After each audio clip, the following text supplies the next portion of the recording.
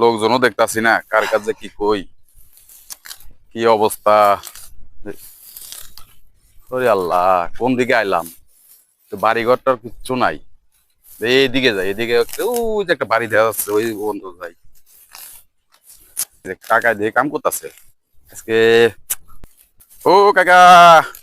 হ্যাঁ বাবা, কি হয়েছে?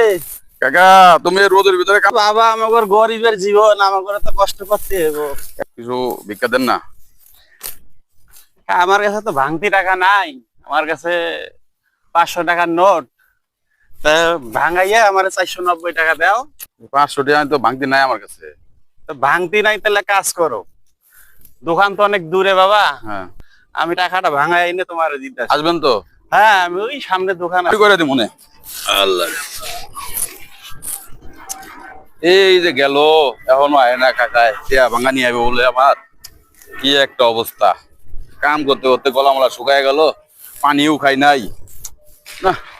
আর তো ভাল লাগে না, কখন আইব আল্লাহ জানে। আর করি আর কাম কি করার, আইলে তো 10 টাকা তো দিব।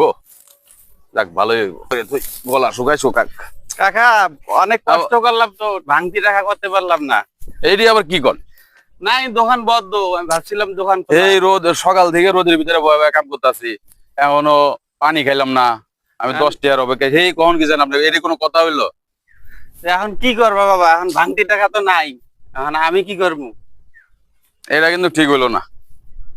যাবো মনে করছিলাম যে কাকা এসে 10 টাকা দিব, যা চাল ডাল কিনবো, এখন আর কি করব। যাই।